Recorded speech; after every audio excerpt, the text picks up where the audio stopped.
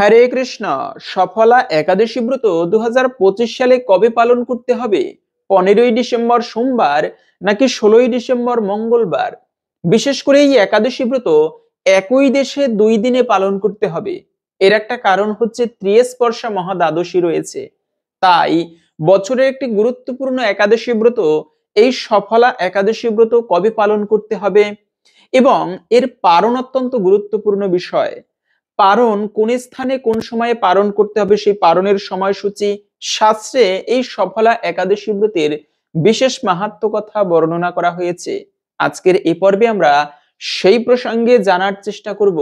খুবই গুরুত্বপূর্ণ প্রসঙ্গ, তাই সকলকেই স্বাগতম জানাচ্ছি আমাদের এই ধর্মীয় তথ্যমূলক চ্যানেলে।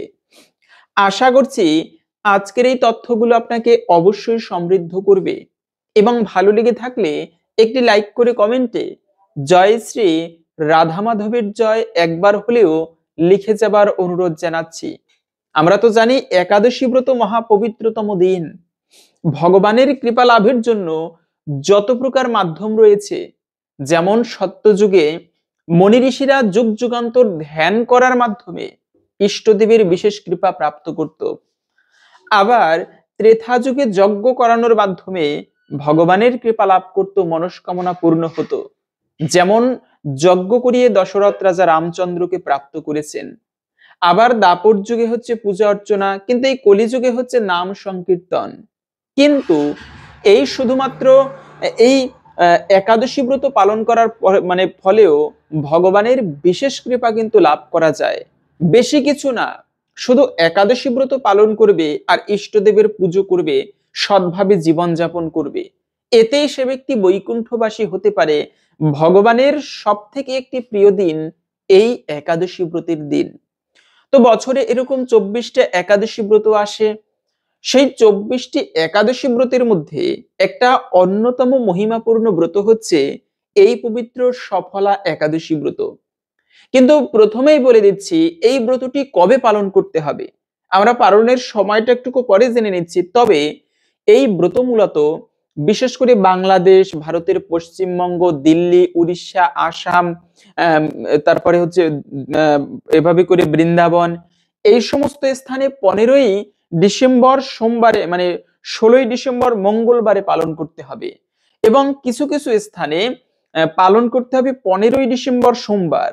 যেমন মধ্যপ্রাচ্য, কুয়েত, তারপরে হচ্ছে ইউরোপের সকল দেশগুলো, আফ্রিকার সকল দেশ, এছাড়াও এশিয়া মহাদেশের জাপান, রাজস্থান, গুজরাট, এই সমস্ত স্থানেও ব্রত করতে হবে 15ই ডিসেম্বর সোমবার। কিন্তু অন্যান্য স্থানে 16ই ডিসেম্বর মঙ্গলবার, বাংলাদেশ, ভারতের প্রায় সকল স্থানেই 16ই ডিসেম্বর মঙ্গলবারে ব্রত করতে হবে। এখন কথা হচ্ছে, তাহলে এই ব্রতটা কেন এত দ্বিমত বা কেন এত পার্থক্য আসে? আসলে এটা এই চন্দ্রের কক্ষপথ অনুসারে এই পঞ্জিকা তৈরি করা হয়, চান্দ্র পঞ্জিকা যাকে বলে। আবার কখনো কখনো সূর্যের কক্ষপথ অনুসারেও পঞ্জিকা ভক্তরা ফলো করে থাকে, গ্রহ নক্ষত্র ফলো করে থাকে। তো সেক্ষেত্রে দেখা যায় এক এক স্থানের গ্রহ নক্ষত্র তো এক এক সময় পরিবর্তিত হয়। তো এজন্য মূলত এত পার্থক্য হয়। বিশেষ করে এই সফলা একাদশী ব্রত কেন এত বেশি দ্বিমত? কেননা কেউ করবে আগের দিনে, কেউ পরের দিনে, কোনো কোনো স্থানে, এমনটা কেন? আসলে এটা একটা গুরুত্বপূর্ণ বিষয় হচ্ছে এই একাদশীর ক্ষেত্রে ত্রিস্পর্শা মহাদ্বাদশী। আমরা তো সবাই জানি 8টা মহাদ্বাদশী রয়েছে। এই মহাদ্বাদশী যখন আসে তখন হচ্ছে একাদশীতে ব্রত হয় না। আমরা সাধারণত একাদশীতে ব্রত ধরি, মনে করি একাদশীর দিন আমাদের ব্রত করতে হবে। কিন্তু প্রকৃতই এই যে উপবাস, এটা কিন্তু একাদশীতে হয় না, দ্বাদশীর সংযুক্ত উপবাস করতে হয়। শুধুমাত্র একাদশীতে ব্রত করা, এতেও কিন্তু ব্রতের পূর্ণ ফল লাভ হয় না। তাই ভক্তরা দ্বাদশীকে সংযুক্ত করে একাদশী ব্রত করে, এই ব্রত সর্বোত্তম। বিশেষ করে 8টা যে মহাদ্বাদশী রয়েছে, এর মধ্যে একটা গুরুত্বপূর্ণ মহাদ্বাদশী হচ্ছে এই পবিত্র ত্রিস্পর্শা মহাদ্বাদশী। যেমন এই যে বছর একটা মাসের মধ্যে শুক্লপক্ষ আসে, কৃষ্ণপক্ষ আসে, তেমনি পূর্ণিমা অমাবস্যা আসে। তো যদি কখনো এরকম হয় যে আজকে একাদশী তিথি, এর পরের পূর্ণিমা অথবা অমাবস্যা তিথি 3 দিন স্পর্শ করবে। সাধারণত তিথি 24 ঘন্টার আশেপাশে এরকম থাকে, কোনো কোনো সময় 15 ঘন্টা, 18 ঘন্টা বা 20-28 ঘন্টা এরকম থাকে তিথি। কিন্তু এমন যদি হয় কোনো পূর্ণিমা অমাবস্যা তিথির ক্ষেত্রে যে 3 দিন স্পর্শ করেছে, হয়তোবা আজকে শুরু হয়েছে ভোর রাত থেকে এই মানে অমাবস্যা তিথি বা পূর্ণিমা তিথি, এরপরে কালকেও সারাদিন পূর্ণিমা তিথি ছিল, পরের দিনেও আবার স্পর্শ করেছে পূর্ণিমা তিথি। এই যে 3টা দিন পরস্পর একই তিথি স্পর্শ করেছে, এর আগের যে একাদশী তাকে বলা হয় ত্রিস্পর্শা মহাদ্বাদশী। মানে পরের পূর্ণিমা অথবা অমাবস্যা তিথিকে 3 দিন স্পর্শ করলেই তার আগের একাদশী হয় ত্রিস্পর্শা মহাদ্বাদশী। এবং ওই সময়ের ব্রত একাদশীতে না করে মাস্ট বা অবশ্যই দ্বাদশীতে পালন করা উচিত। এজন্য মূলত এই একাদশীটার ক্ষেত্রে এত পার্থক্য। তো বিশেষ করে সাধারণত ভারতের সকল স্থানেই 15-16 ডিসেম্বর মঙ্গলবারে ব্রত করতে হবে। এবং এই একাদশী ব্রত, বিশেষ করে সফলা একাদশী ব্রত কেন এত মাহাত্ম্যপূর্ণ বা মহিমাপূর্ণ? সফলা একাদশী ব্রত যারা পালন করবে তারা কি ফল প্রাপ্ত করতে পারে? না, বলা হয়েছে শাস্ত্রে এই একাদশী ব্রত একে তো হচ্ছে ত্রিস্পর্শা মহাদ্বাদশী, সেই সঙ্গে ধনপ্রাপ্তি। জীবনে এই ব্রত প্রসঙ্গে আমরা বা ব্রত মাহাত্ম্য কথায় জানবো বিস্তারিত ভাবে, কিন্তু এই একাদশীর থেকে আমাদের অনেক শিক্ষা আছে। ভগবান শ্রীকৃষ্ণ এই ব্রত মাহাত্ম্য কথা যুধিষ্ঠিরকে বর্ণনা করেছেন যে মহারাজ, এই ব্রত প্রসঙ্গে একটি প্রাচীন কাহিনী পাওয়া যায়। একবার লুম্ভক নামে একটা রাজার পুত্র ছিল, রাজপুত্র ছিল, তিনি জ্যেষ্ঠ। কিন্তু এই লুম্ভক এমন কোনো পাপ নেই যা তিনি করত না। ভয়ানক পাপাচারী ছিল সেই লুম্ভক। তিনি পর স্ত্রী গমন, এমনকি দেবতাদের নিন্দা করত, গুরু বৈষ্ণবদেরকে নিন্দা করত। এজন্য নিন্দা হচ্ছে জগতের সব থেকে ভয়ানক বিষয়। নিন্দা, বিশেষ করে একাদশী ব্রত হোক বা যেদিনই হোক, কখনো কিন্তু নিন্দা করা উচিত নয়। নিন্দকেরে ভগবান কখনো কৃপা করে না। দুটি ব্যক্তিকে ভগবান কৃপা করে না। শাস্ত্রে পাওয়া যায় চৈতন্য দয়ালু প্রভু সবারই কৃপা করে, নিন্দুক ব্যতি রেখে নিন্দুক আর সেই কপট জনে। তো নিন্দুক এবং কপট জন ব্যতি রেখে ভগবান সবাইকে অকাতরে কৃপা করে। কপট মানে হচ্ছে যে উপর থেকে দেখাচ্ছে আমি খুবই ভক্ত, ভালো, আমার মতো ভালো লোক হয় না, কিন্তু ভিতরে ভিতরে ওর থেকে খারাপ লোক হয় না। এই ব্যক্তি ভগবানের কৃপা সহজে প্রাপ্ত করতে পারবে না। আর একটা হচ্ছে নিন্দুক। সাধারণত আমরা এক জায়গায় বসলে অপরের নিন্দা করতে, সমালোচনা করতে বেশি পছন্দ করি, কিন্তু এই নিন্দুককে কখনো ভগবান পছন্দ করে না।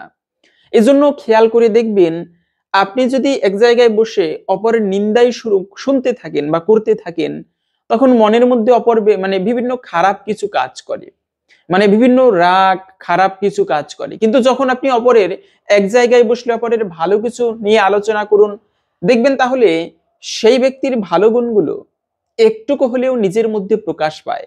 এজন্য জ্যাসা সঙ্গ ইয়াসা রঙ্গ একটা কথা আছে, যেমন সঙ্গ করবে তেমন ব্যক্তির সেই ভাব প্রকাশ পাবে। তো তাই কথা প্রসঙ্গে আসলো, তাই সুন্দর একটা কাহিনী মনে পড়েছে যে এই নিন্দা করলে কি হয়। শাস্ত্রে সুন্দর একটা কাহিনী আমি বৃন্দাবনের এক মহারাজের কাছ থেকে বা শ্রীমুখ থেকে শ্রবণ করেছিলাম, এবং শাস্ত্রের প্রসিদ্ধ এই কাহিনীটি যে যদি কেউ নিন্দা করে তার কত পাপ হয়ে থাকে। মানে প্রাচীন কালের কথা, একজন রাজা ছিল খুবই ভগবত ভক্ত। সেই রাজা ব্রাহ্মণ বৈষ্ণবদেরকে অত্যন্ত শ্রদ্ধা ভক্তি করত। তিনি রাজা, অথচ ব্রাহ্মণ বৈষ্ণব দেখলে করজোরে প্রণতি করত। এত তার সদ্গুণাবলী ছিল। এবং শুধু তাই নয়, তার রাজ্যে কখনো কোনো দুর্ভিক্ষ দেখা দেয়নি, মহামারী দেখা দেয়নি, অরাজকতা দেখা দেয়নি, এবং রাজ্যের সমস্ত প্রজারা শান্তি সুশৃঙ্খল ভাবে জীবন যাপন করত। এভাবে করে সেই রাজার রাজ্য খুবই আনন্দের সহিত পরিচালিত হচ্ছিল। একবার রাজা তিনি গ্রামের মানে সেই রাজ্যের সমস্ত ব্রাহ্মণ বৈষ্ণবদেরকে নিমন্ত্রণ করে একটা বিশাল ভোজন সেবার আয়োজন করলো, বৈষ্ণব সেবার। সেখানে সমস্ত ব্রাহ্মণদেরকে নিমন্ত্রণ করা হলো। রাজ্যে নিজে তদারকি করছেন, বড় বড় পাকশীদের আনা হলো, রসই আহ, সবাই মিলে রান্না করছে সুন্দর সুন্দর পদ, সাত্ত্বিক আহার, এবং অনেক প্রকার প্রস্তুত করা হচ্ছিল খাদ্যদ্রব্য। হাজার হাজার মানুষকে ভোজন করা হবে, ব্রাহ্মণকে ভোজন করানো হবে। কিন্তু অবাক করা বিষয় হলো, আগেরকার দিনে এখনকার মতো তো এরকম উন্নত ছিল না। তো তখন গাছের নিচে বসে বা বৃক্ষতলে বসে রান্না করা হচ্ছিল, এবং এভাবে করে সুস্বাদু খাবারগুলো রান্না করা হচ্ছিল। সব শেষ হচ্ছে পায়েস প্রস্তুত করা হচ্ছিল। এত সুঘ্রাণ, মানে রাঁধুনিও সেরকম সুঘ্রাণ, গুড়ের পায়েস রান্না করা হচ্ছিল। সুঘ্রাণ সবাইকে মানে মাতোয়ারা করে দিচ্ছিল, এত সুবাস সেই পায়েস বা মিষ্টি অন্ন থেকে আসছিল। অবাক করা বিষয় হলো, যেখানে রান্না করতেছিল তার উপরে তো কোনো ছাউনি ছিল না। সুন্দর কাহিনী, খুবই গুরুত্বপূর্ণ, আমাদের জীবনে শিক্ষণীয়। তখন ওর পাশেই জঙ্গলে একটা বিষধর সর্প, তাকে ধরেছে একটা ঈগল আহার করবে বলে। একটা বাজ পাখি সেই বিষধর সর্পকে ধরেছে আহার করবে।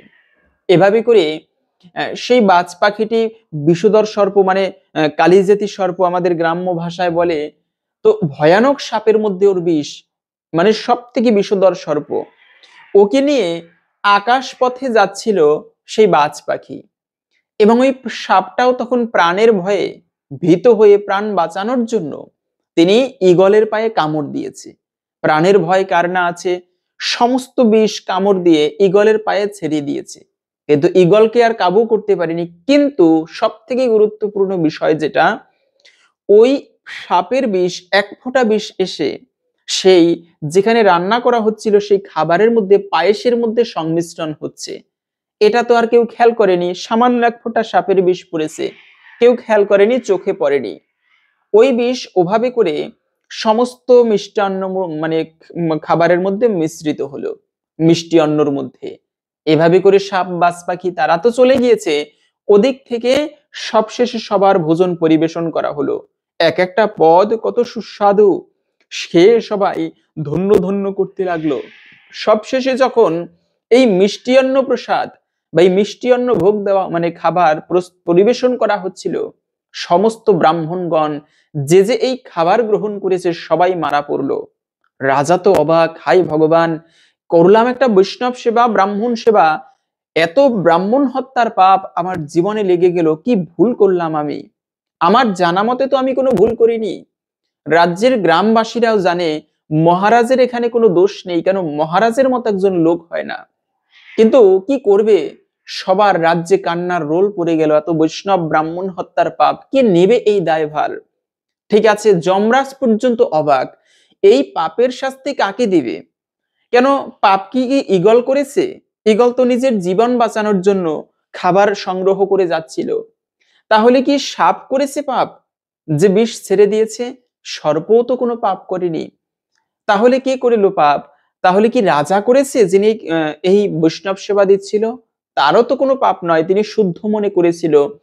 তাহলে যারা রান্না করেছে বা খাবার খেয়েছে কারো কোনো পাপ নেই। যমরাজ অবাক, কাকে শাস্তি দেবে এই পাপের? যমরাজ এই কেসটা পেন্ডিং এ রেখে দিলেন, পরে করবে এই কেস, মানে কেসের সমাধান। তো ঠিক আছে, এরপরে করে মানে অনেক দিন পরে পাশের রাজ্যের একটা ব্রাহ্মণের স্ত্রী বলতে লাগলো ব্রাহ্মণকে, যে দেখো, আমরা তো খুবই গরিব, কষ্টের মধ্য দিয়ে মানে দিনাতিপাত করছি, একটা কাজ করো, শুনেছি পাশের রাজ্যের রাজা খুবই মহান, তার কাছে কোনো ব্রাহ্মণ দরিদ্র গেলে খালি হাতে ফিরিয়ে দেয় না। তো তুমি একটা কাজ করো, তার কাছে যাও, হয়তোবা তার কাছ থেকে কিছু ভিক্ষা পাওয়া যাবে। ঠিক আছে, এরপরে সে মানে স্ত্রীর কথা মতো সেই স্বামী ব্রাহ্মণ তিনি পাশের রাজ্যে ভিক্ষা চাইতে আসতেছিল রাজার কাছে। তো যখনই তিনি যাচ্ছিল, তিনি একটা পথিককে জিজ্ঞাসা করলো যে, পথিক মশাই, অমুক রাজ্যের রাজবাড়িটা কোথায়, একটুকু বলে দিবেন? এটা শুনেই তো সেই পথিক বলতে লাগলো, কোন বাড়িতে যাবেন আপনি? ওই রাজার বাড়ি? জানেন না সে কত ব্রাহ্মণ হত্যা করেছে, সে তো মহাপাপী, সে আপনাকেও বধ করবে, যাবেন না সেখানে। এই কথা শুনে সেই ব্রাহ্মণ প্রাণের ভয়ে আর সেদিকে গেল না, ব্রাহ্মণ বাড়িতে চলে গেল। সাথে সাথে সেখানে যমরাজ উপস্থিত। তুমি কি নিজের চোখে দেখেছো ওই মহারাজ এই কাজ করেছে, হত্যার কাজ? বলে, না তো আমি দেখিনি। তুমি কেন না জেনে বলেছো? কেন একজন মহান রাজার তুমি নিন্দা করেছো? তো এই সমস্ত পাপের শাস্তি তোমাকে ভোগ করতে হবে, যেহেতু তুমি না জেনে বলেছো। তো এজন্য জীবনে কখনো না জেনে কারণ আমি কোনো মন্তব্য করতে নেই, না জেনে কখনো কাউকে নিন্দা করতে নেই। এই নিন্দা হচ্ছে সব থেকে ভয়ানক অপরাধ। শাস্ত্রে পাওয়া যায় ভগবান চৈতন্য মহাপ্রভু কেন জগাই মাধাইকে উদ্ধার করেছিল। কেননা জগাই মাধাই মদ খেয়ে মাতাল হয়ে থাকতো এবং তারা এমন কোনো পাপ কার্য নেই করতো না, কিন্তু কখনো কোনো বৈষ্ণবের নিন্দা করেনি। তো এটা বলার উদ্দেশ্য হচ্ছে, আপনার এই ব্রত মাহাত্ম্য কথা যখন আমরা শুনবো তখন আপনি বুঝতে পারবেন, কারণ এই লুম্ভক ছিল প্রচন্ড বৈষ্ণব বিরোধী, বৈষ্ণবের নিন্দা করতো, এমনকি দেবতাদের পর্যন্ত নিন্দা করতো।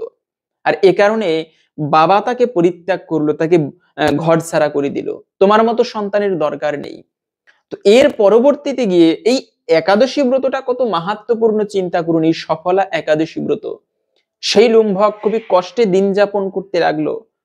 কিন্তু এই একাদশী ব্রত কেন ধনপ্রাপ্তি বললাম, কেননা এই একাদশী ব্রত সবশেষে লুম্ভক পালন করায় আবার তিনি রাজা হয়েছিলেন, নিজের রাজ্য, পিতার রাজ্য আবার ফিরে পেয়েছিল শুধুমাত্র এই একাদশী ব্রত পালন করে।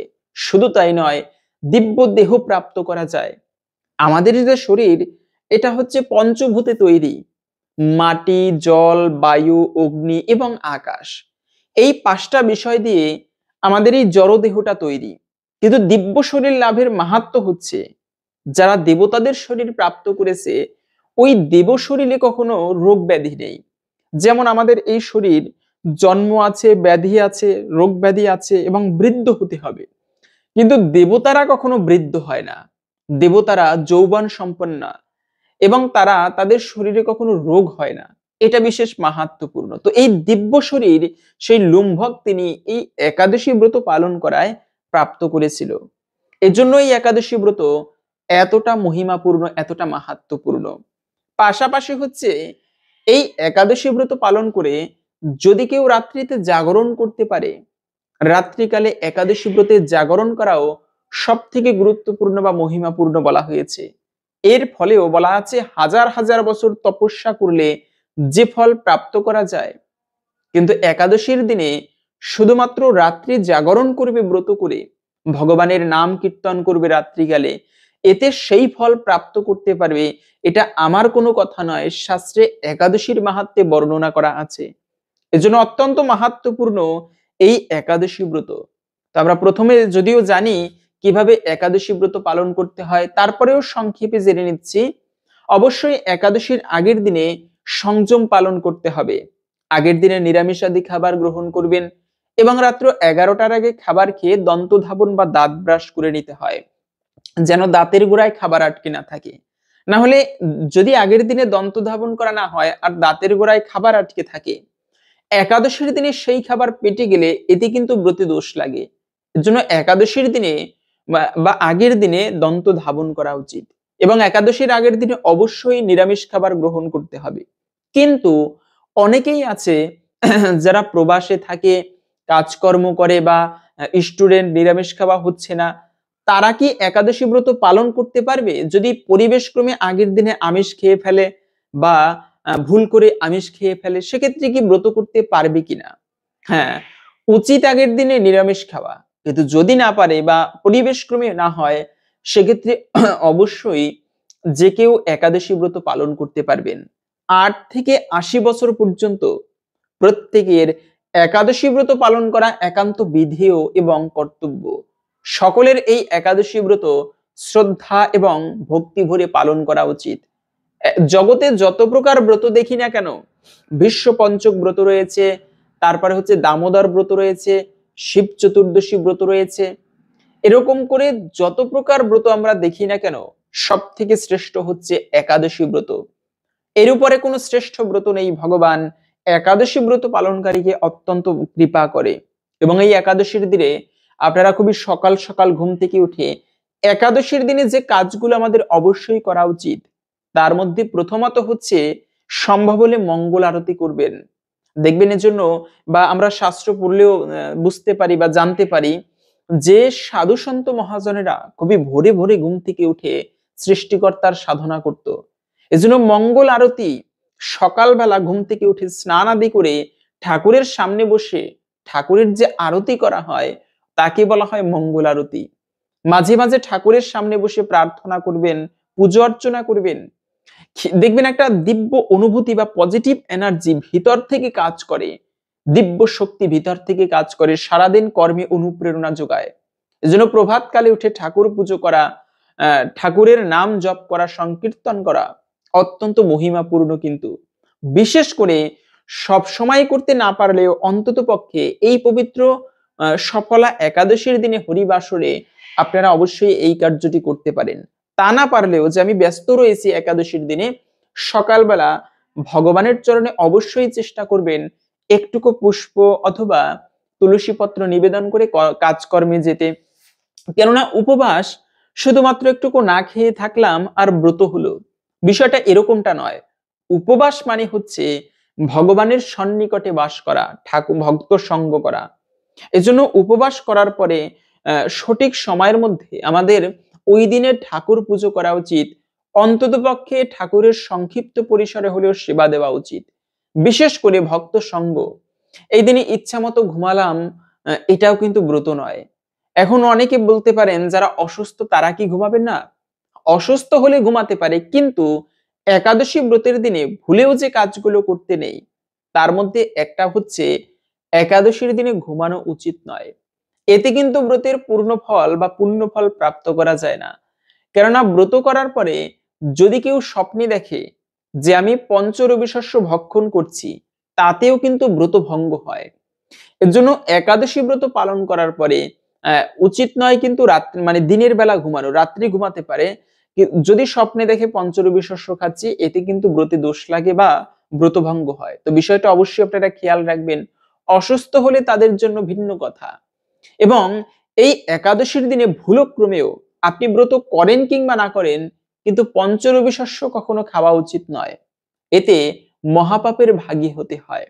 মহাদেব স্বয়ং মা পার্বতীকে বলেছে, হে দেবী, যারা একাদশী ব্রত পালন করে এরা জগতের সর্বশ্রেষ্ঠ ব্যক্তি।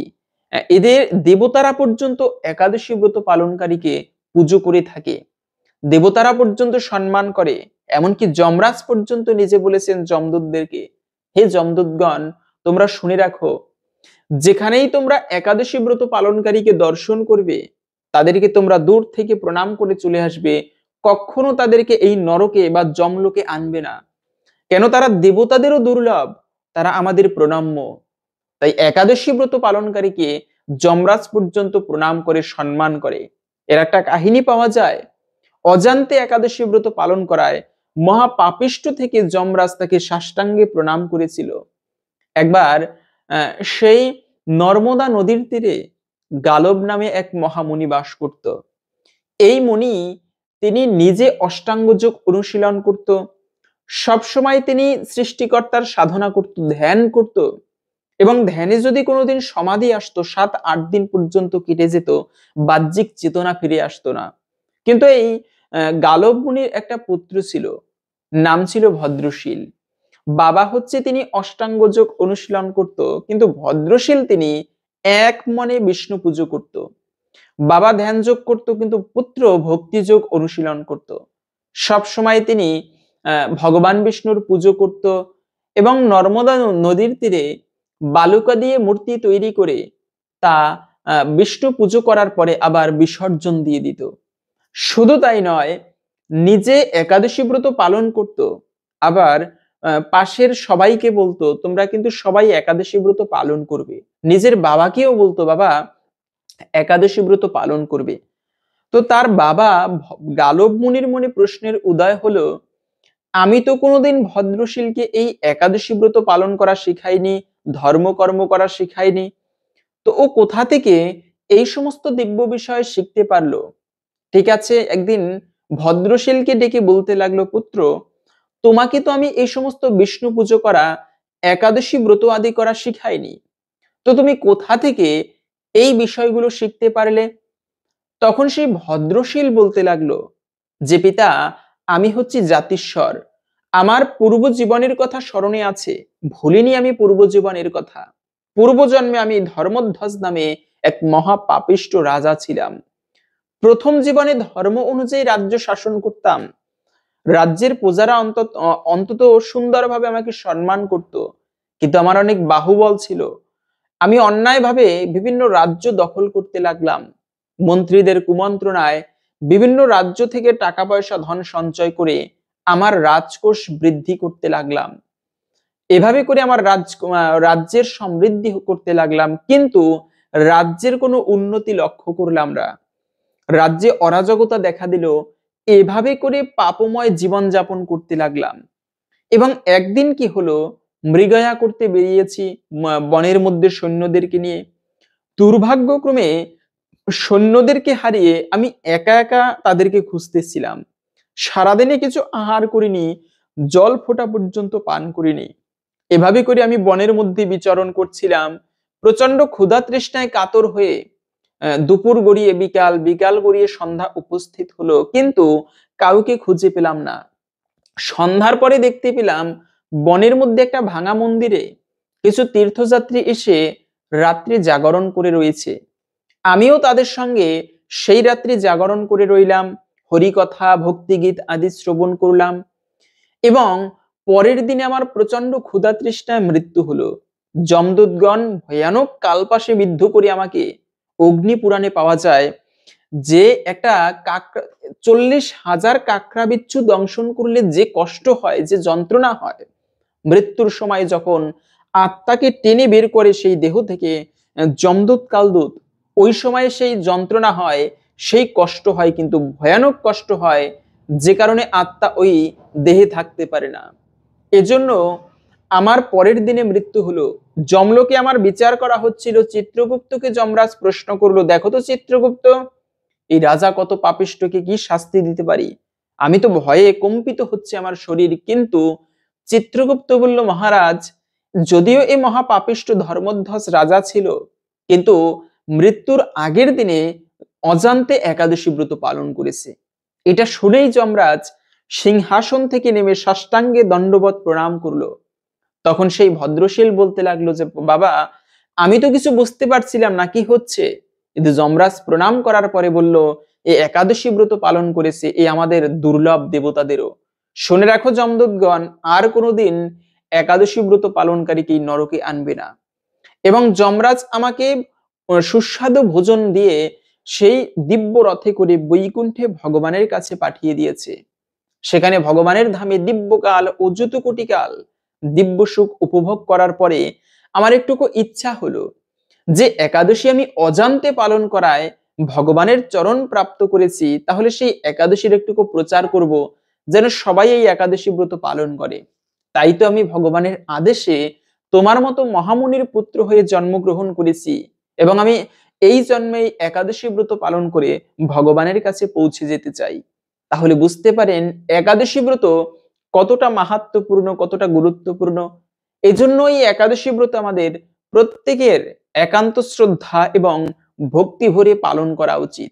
বিশেষ করে একাদশীর দিনে আবার আরেকটা গুরুত্বপূর্ণ বিষয় বলছি, তা হচ্ছে আমরা অনেকে আছে নির্জলা ব্রত করতে চাই। হ্যাঁ, সেক্ষেত্রে বাধা দিব না, নির্জলা ব্রত মানে সর্বোত্তম।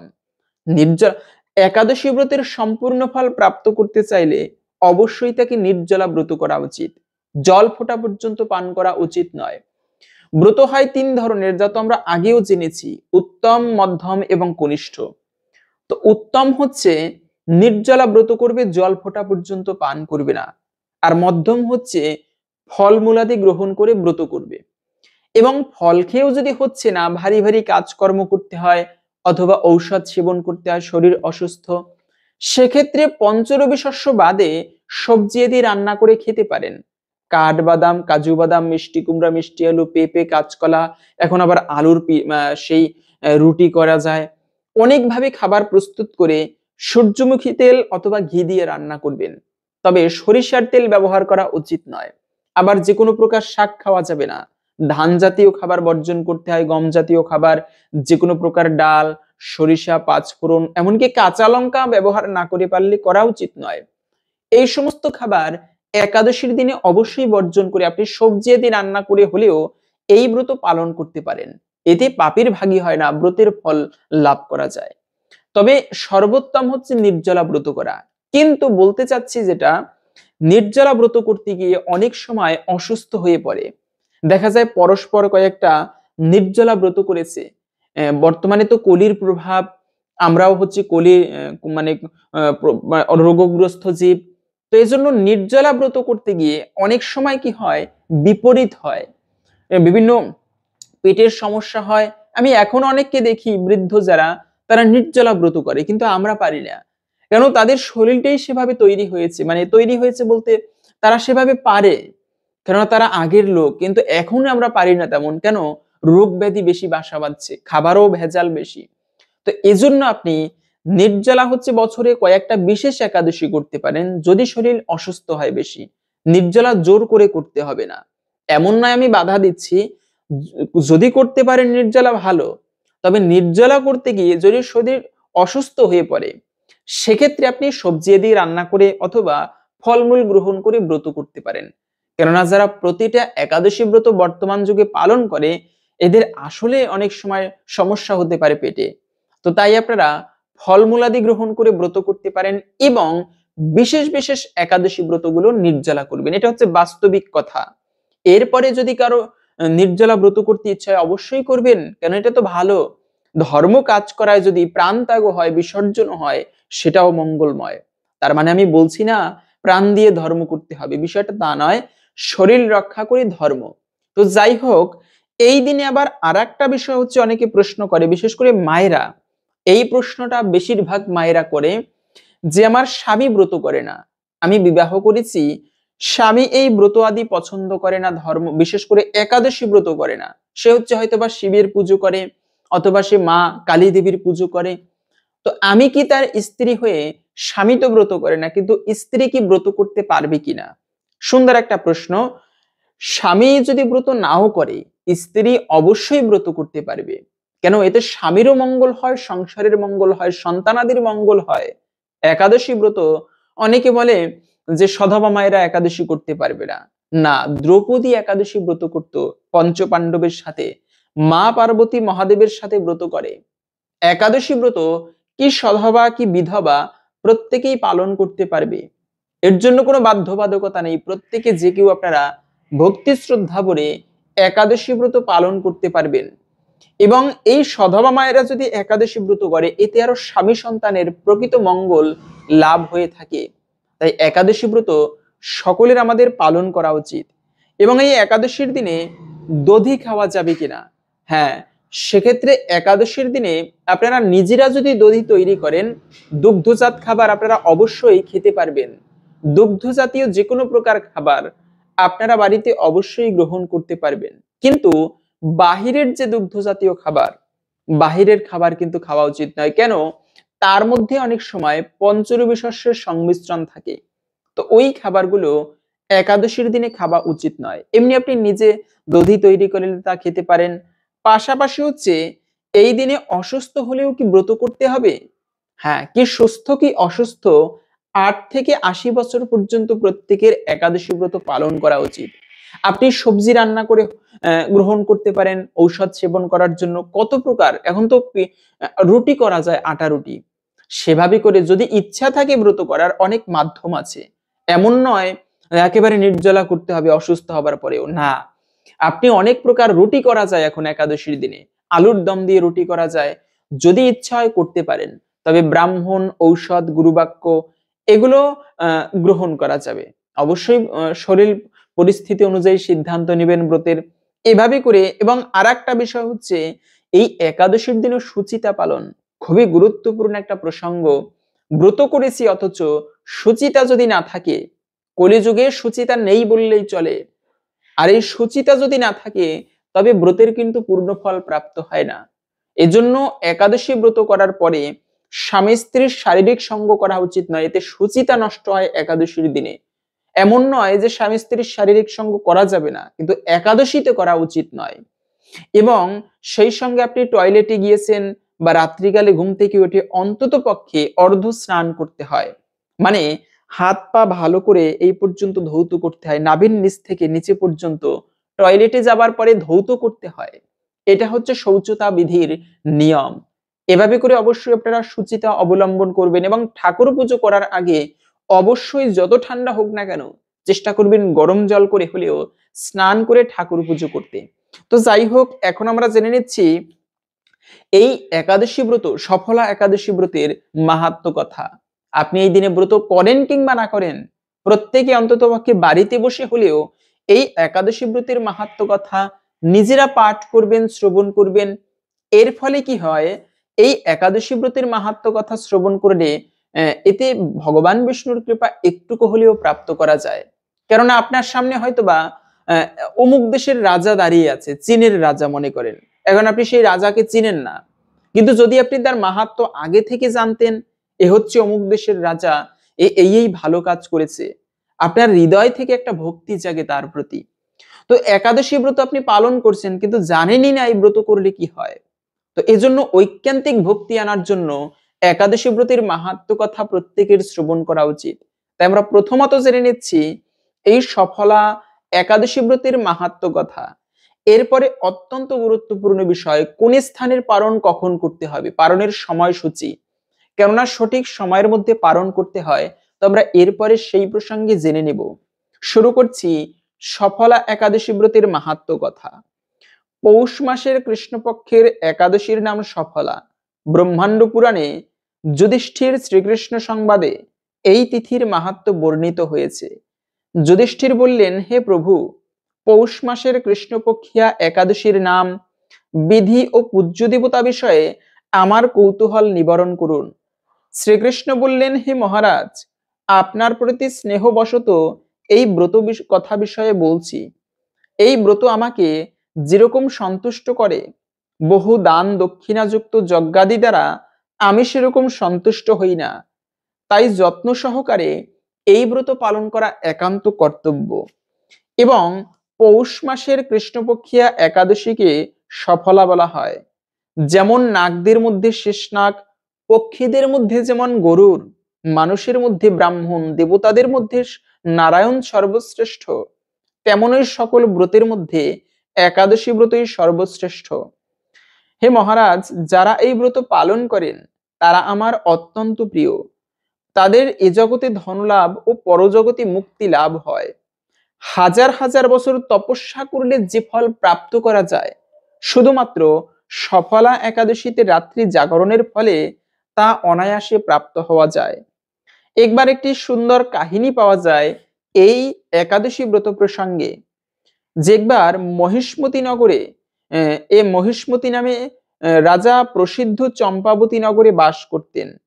রাজার 4 জন পুত্র ছিল, কিন্তু তার জ্যেষ্ঠ পুত্র লুম্ভক সর্বদা পর স্ত্রী গমন, মদ্যপান প্রভৃতি অসৎ কার্যে রত থাকত এবং সে সর্বদা ব্রাহ্মণ, বৈষ্ণব ও দেবতাদের নিন্দা করত। পুত্রের এই আচরণে ক্ষুব্ধ হয়ে পিতা বা রাজা তাকে রাজ্য ছেড়ে বার করে দিলেন। স্ত্রী, পুত্র, পিতামাতা, আত্মীয় স্বজন পরিত্যক্ত হয়ে সে এক গভীর বনে প্রবেশ করলো। সেখানে কখনো জীব হত্যা, আবার কখনো চুরি করে জীবন ধারণ করতে লাগলো। কিছুদিন পরে একদিন সে নগরের প্রহরীদের কাছে ধরা পড়ল, কিন্তু রাজপুত্র বলে সে সেই চুরি করার অপরাধ থেকে মুক্তি পেল এবং পুনরায় সে বনে ফিরে গিয়ে জীব হত্যা ও ফলমূল ভক্ষণ করে জীবন যাপন করতে লাগলো। ওই বনে বহু বছরের পুরানো একটি বিশাল অশ্বত্থ বৃক্ষ ছিল। সেখানে ভগবান বিষ্ণু বিরাজমান বলে বৃক্ষটি দেবত্ব প্রাপ্ত হয়েছে। সেই বৃক্ষতলে পাপবুদ্ধি লুম্ভক বাস করত। বহুদিন পর তার পূর্বজন্মের কোনো পুণ্য ফলে সে পৌষ মাসের দশমীর দিনে কেবল ফল আহার করে দিন অতিবাহিত করলো। কিন্তু রাত্রিতে অসহ্য শীতের প্রকোপে সে মৃতপ্রায় হলে রাত্রি যাপন করলো। পরদিন সূর্যোদয় হলেও সে অচেতন হয়েই পড়ে রইল। দুপুরের দিকে তার চেতনা ফিরল। ক্ষুধা নিবারণের জন্য সে অতি কষ্টে কিছু ফলমূল সংগ্রহ করলো এবং সেই বৃক্ষতলে সে পুনরায় বিশ্রাম করতে থাকলো। রাত্রিতে খাদ্যাভাবে সে ক্রমশ দুর্বল হয়ে বৃক্ষতলে পড়ে রইল এবং সে প্রাণ রক্ষার্থে ঈশ্বরের উদ্দেশ্যে ফলগুলি নিবেদন করে বলল, হে ভগবান, আমার কি গতি হবে বলে অশ্রুপাত করতে করতে সেই বৃক্ষমূলে হে লক্ষ্মীপতি নারায়ণ, আপনি প্রসন্ন হন বলে নিবেদন করল সেই ফল।